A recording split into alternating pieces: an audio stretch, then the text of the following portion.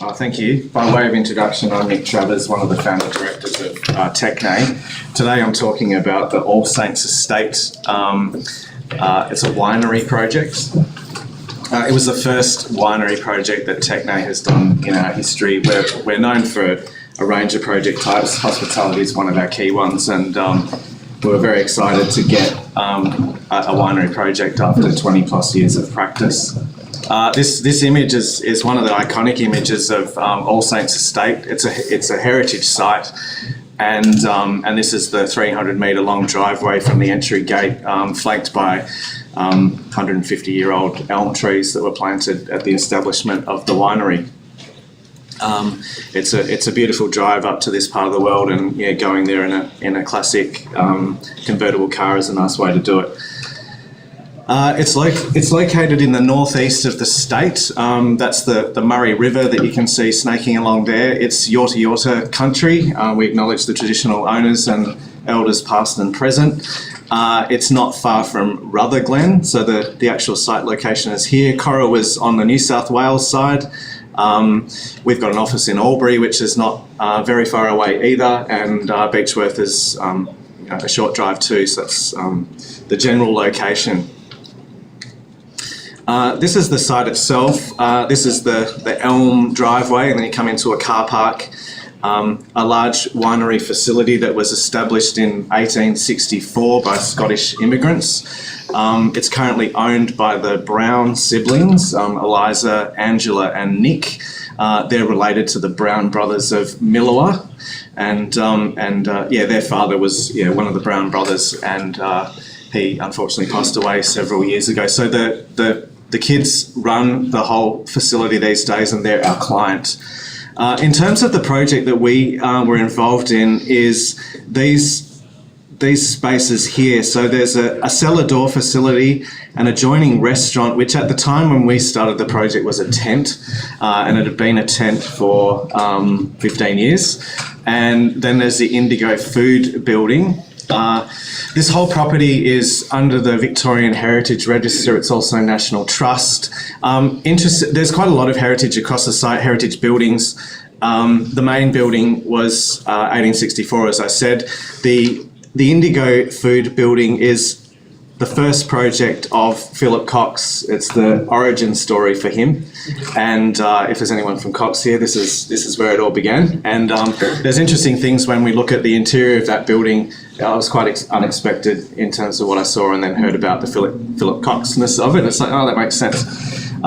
So yeah, we were focused on these three spaces: interior refurbishment for the cellar door, creation of a new restaurant dining space as a new building. Let's get rid of the tent and let's build a permanent building, and refurbishment of Indigo Food into a cafe. It was a cafe and a retail space, and it lives on as a cafe, rebranded and refitted out.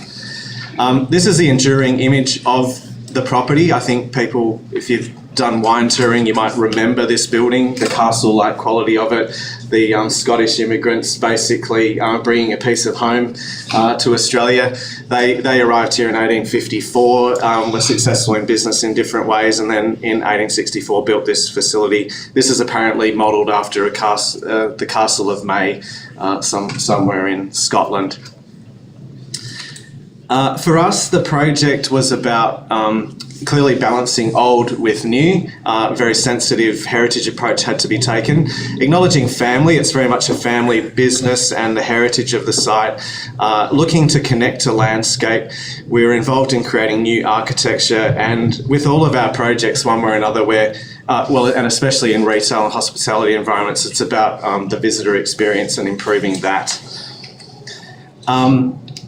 These are just sort of zooming in on the outcome of the project. So the cellar door facility here, which is in the existing location. You enter through these existing doors. You'll see images shortly. This is a retail zone. This is the tasting area, the formal tasting area, which then bleeds into a wine bar. Wine bar then bleeds into a a dispense bar for the restaurant. There's a knuckle space that we created to separate the absolute heritage of the castle-like building here to the new contemporary light-filled glazed pavilion, the contemporary work that we produced. You can see that we've separated it from the old architecture. We've also cranked it slightly. North is up the page, and the cranking was really to differentiate the new building, but also to orientate to views over vines, and there's a beautiful little pond and so on. There's also a linking structure that we created to connect the restaurant with toilet facilities, central toilet facilities, and these facilities were renovated by us, and there's now an internal access from the cafe, and there was always this external access to the toilets, but it wasn't weather protected. This is the Philip Cox building from 1968, and that was converted into a cafe, or renovated as a cafe facility. One of the key structures, we didn't modify much of the structure, but what we did do was open up this north facade to connect to the landscape. Previously, this was all bermed with earth to help with the temperature control. This was a bottling building. There's a family cellar in the basement. But as a cafe, we wanted to connect to the north, connect to the views. So clicking through, I'll show you images. This is before and after shots. This is the entry to the cellar door. You can see very, very harsh light in the day and a very dark cellar, dark interior. This is the entry that we did, the signage above the door, the new entry. This was the cellar door space before we started work, very undesigned, a very utilitarian space, and we've then transformed it into this hospitality space with wine bar on the right, tasting in the middle, and retail to the left.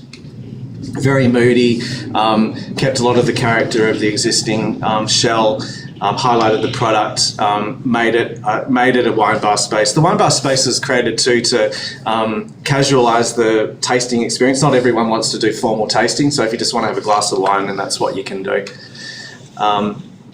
Clicking through, just so I can get through the images, the wine bar itself leading into the restaurant.